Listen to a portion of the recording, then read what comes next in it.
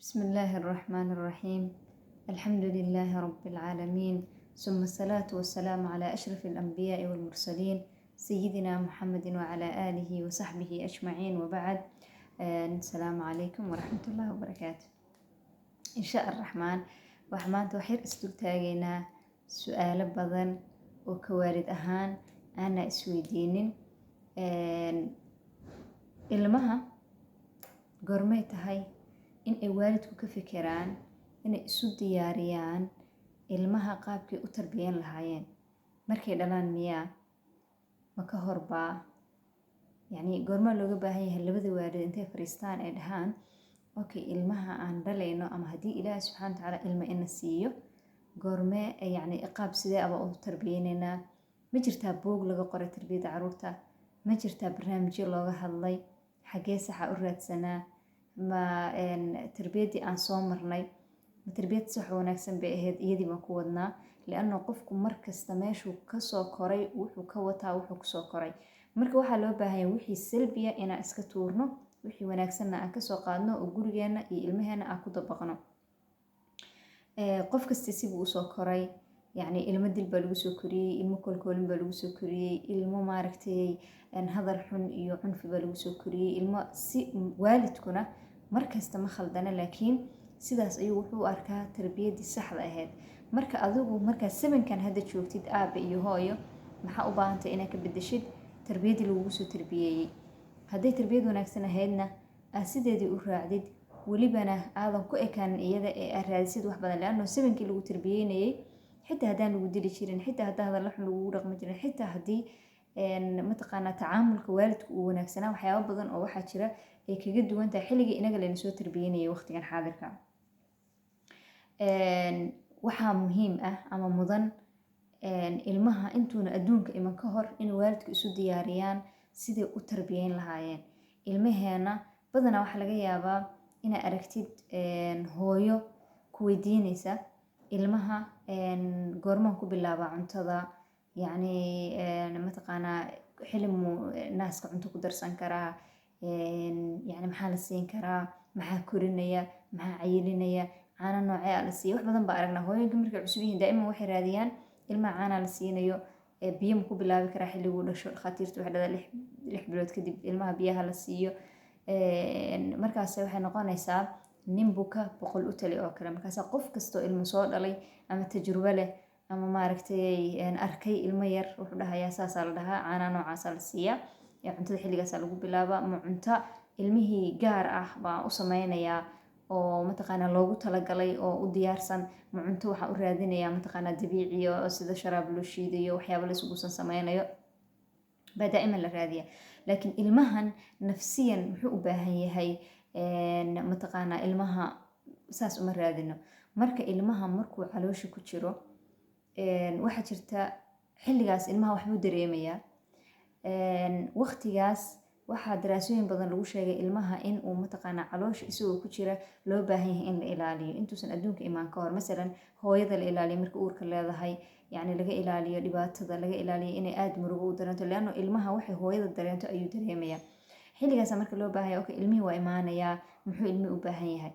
dad muslimiin anahay dabcan waxaa ognahay ilmaha markuu yimaado in dhegta looga adamo in mataqaanaa ilmaha wax macaan oo mataqaana sida sunnada nabigeena calayi salatu wasalaam ka sugnaatay timir ama malab ama wax macaan afka loogu tiro waxyaabahaas oo dhan waa ognahay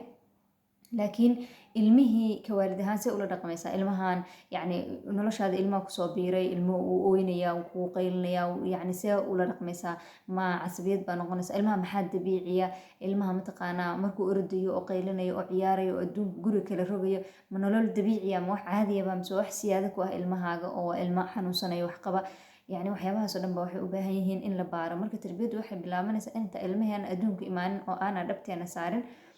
waxaa kaloo muhiim ah oo muhiim jiddan ah oo u baahan in laisdul taago tarbiyadda ma cid gaar ah ayay khusaysaa masalan hooyada oo kale miyay khusaysaa aabihii waa laiska daaya waxaa layidhi adiga aabe magaalada kasoo shaqee banaankaa leedahay wixii guri iyo tarbiye ilmaho iyo waxaasoo dhan waxaa iskale hooyada maya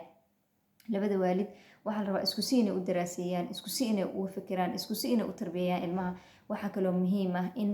ay aabaha iyo hooyada badanaa ma sameyno laakiin insha allah waxaa rajeynayaa jiilkan soo socda oo hadda dhalanaya inay yihiin jiil nasiib badan, aabayaal iyo hooyooyin wax akhriya, wax dhegeysta, wax daraaseeya ay jiraan. marka ilmaha waxaa fiican oo wanaagsan in aabaha iyo hooyada isla fariistaan, kadibna ay u fekeraan qaabkii yacni tarbiya ahaan. waa ogahay hadda qof kasta videogan arka ama aniga xitaa duubaya, yani automatically waxaa isweydiinaysaa okay, aabiyo hooyo Soomaaliyeed intay wada fariistaan tarbiyada ilmaha ka fikiraya, sacab way adag tahay, laakiin insha Allah way dhacaysaa. يعني wayna dhacdaa, way jiraan dad wanaagsan oo ilmahooda isku si uga fikiraya. okay, aabaha hooyada wax wanaagsan in ilmaha tarbiyadiisa ay isku si uga fikiraan, qawaaniinta tarbiyada oo ku idin degsan inay isku mid ahaato. Masalan waxa laga yaabaa hadii kale khalkhal baa dhacaya, aabi baa ilmihi wuxuu ogolaanaya, masalan hooyadii ilmihi waxay u diidaysaa lacagtii iyo mataqaanaa wixii aabi uu ogolaanaya, markasta hooyadii uu ka daba shaqeynaya, ama aabihi ilmihi yani si kale uu rabaa inuu toosiyo, hooyadii waxay rabtaa si kale inuu toosiyo, marka ilmihi khalkhal baa ku dhacaya. halkee aadaya, wuxuu isdhahayaa ma hooyadaa saxan, ma aabahaa saxan, xagee aadaa. markastana layinka buu ilmihii aadaya oo meesha maaragtay u sahlan isaga, qawaaniinta u sahlan buu aadaya. marka waxa wanaagsan walaalayaal, tarbiyadu waa majaal dhan la barto, waa cilmi dhan, kitaabo laga qoray, yacni gaal iyo muslim iyo English iyo carabi iyo Soomaali kulli way ku qoran tahay inaad daraasaysid wixii adiga diiniyan ku anfacaya. buugta kaleeto mataqaanaa dadka kale qoreen wixii adiga ku anfacaya oo diintaada aan maaragta ka leexanaynin, oo yacni mandiq ah inaad soo qaadatid. alxikmatu daalatul mu'min, oo ilmahaaga iyo gurigaaga ku dibaqdid. buugta kale buuxa oo dadka muslimiinta qoreen oo mataqaanaana tarbiyadeena waafaqsana, ilaa annaga waxaan nahay ummad diinteedu dhammaystiran tahay. qaabka ilmaha u tarbiyan lahayn iyo yacni meeshay mari lahaayeen iyo waxay cuni lahaayeen iyo si u cuni lahaayeen iyo sida quduu ugu noqon lahayn, wax kasta way diyaarsan tahay. marka muhiimaddu waxay tahay in ilmaha mataqaanaa intuuna dhalan ka hor tarbiyadiisa laga fikiro, waalidka iyo mataqaanaa mas-uuliyad inay soo fuusho oo wax badan ka fikiraan oo wax badan ka tanaasulaan. oo mataqaanaa hooyada haddii ahayd qof iska maaragtay asxaab badan ama iska socoto, ama ilmuhu wuu xakamaynayaa, lugtuu qabanaya, wuxuu leeyahay aniga noloshaada kusoo biiray, waxaa rabaa inaa ihtimaam dheeriya ay siisid. ihtimaamkaas yuuna noqona ilmihii inay hooyada caba u aragto iyo inuu ka reebay adduunkeeda iyo ordaysay. waa inay ku faraxsanaato hadida ilaahi subxaana watacaala uu siiyey. inta aanu siina ilahi waxaa u weydiinaynaa inuu ilmo wanaagsan oo baariya siiyo. marka mas-uuliyadda inay hooyada ku faraxdo oo sidii qaabkii u tarbiyan lahayd maaragtay ku dadaasho, raadiso meelo sax ah oo mataqaanaa u noqon karo wadooyin ay ku